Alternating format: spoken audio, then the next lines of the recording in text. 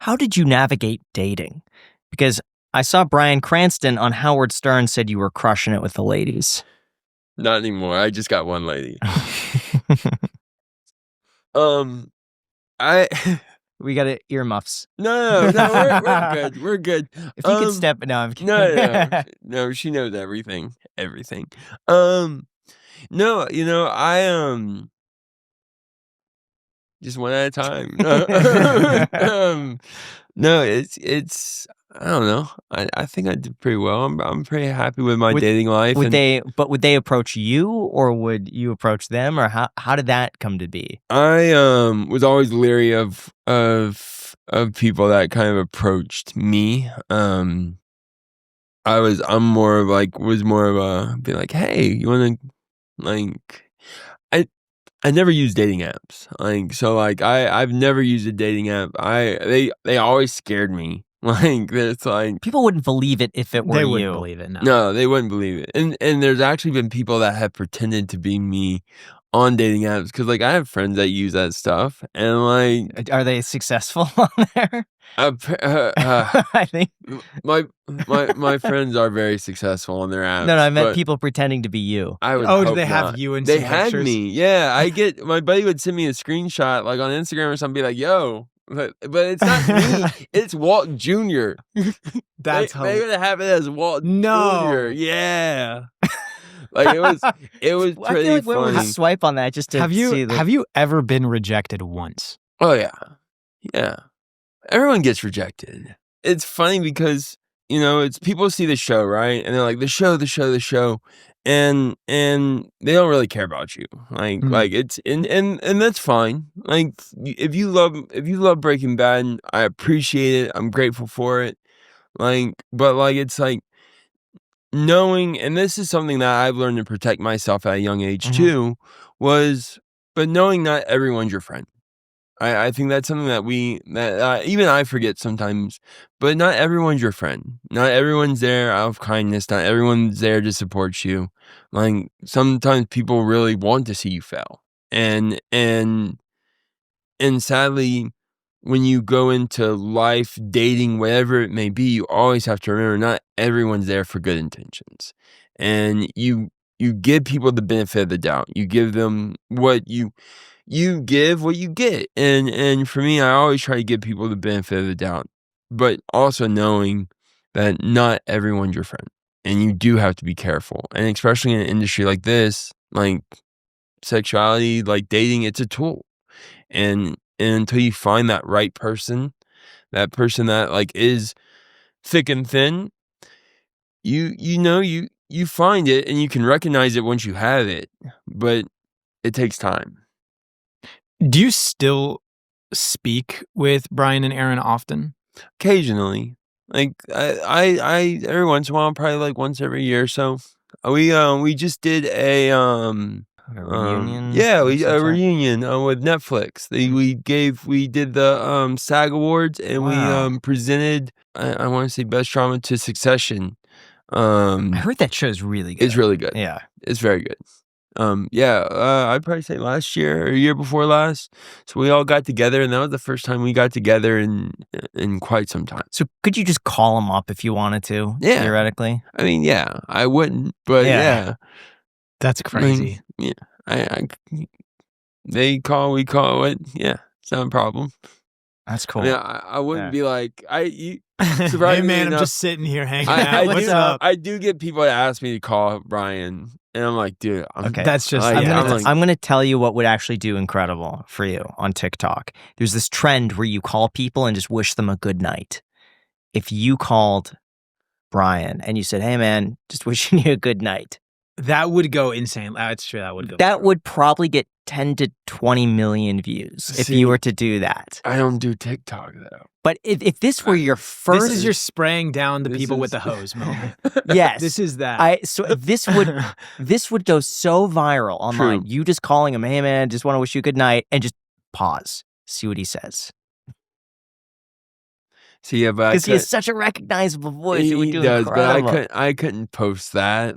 I would feel like I would have to be like, "Hey, I'm doing this to post." You know what I mean? I couldn't I bet he would love it. I don't know. I don't know him, but I mean, he would laugh, but like I also have worked really hard not like as much as like my life is entwined with Breaking Bad. I've definitely worked really hard to not infringe on Mhm. you know Bryan Cranston and Aaron That's- Paul. You yeah. know what I mean? Like because like that's the number one I for the get it. show. I Like understand that.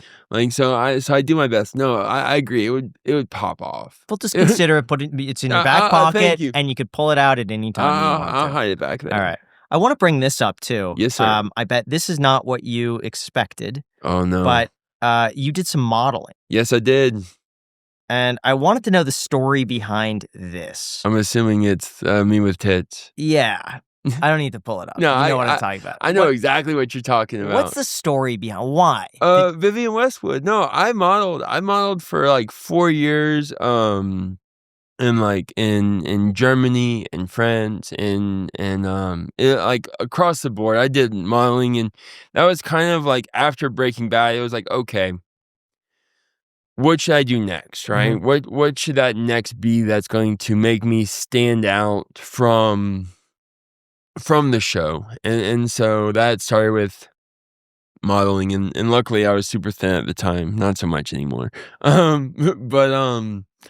But I really wanted to try to create something that was unique to only me, apart from the show. And so I was modeling and met some of the Vivian Westwood people. And so that was one of the Vivian Westwoods. I got like a little bag. Right? Yeah, but some of these fashion shows, you They're just think, wild. Why? And so when you saw that, did they present that to you? Oh, yeah. And then What was your initial reaction? Down. Down. Well, at the time, that type of content was very sensitive, and like, let alone doing runway shows with a disability at the time too was something that was very unique. And so, like it was a very unique thing. And fashion is all about sensationalism, right? It's like, what are the statement pieces? And Vivian Westwood was she's since passed, but she was such an icon when it came to punk and grunge and these types of abstract thinking and eco-environment growth. And so I went into it though with modeling being like, yeah, whatever y'all want. I just don't go nude. So I was pretty much up for anything. And they were like, okay, we're going to put this bag. They're like, here's this bag. I'm like, oh, how do I no, we're going to strap it to your chest. And how is that artistic? I mean, maybe I just don't.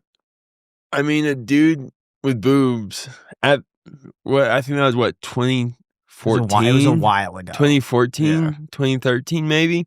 Like, the world was very different than it is today.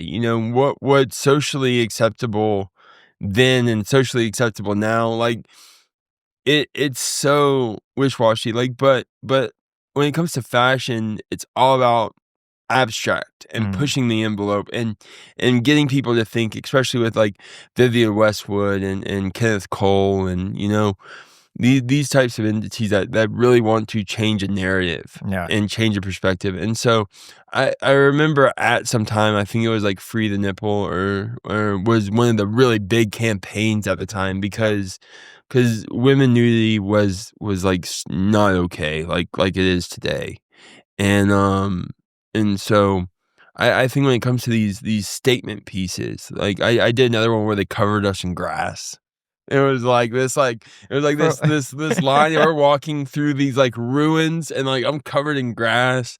It seems like a social experiment. It is. They are social experiments. How I feel about them, yes. Okay.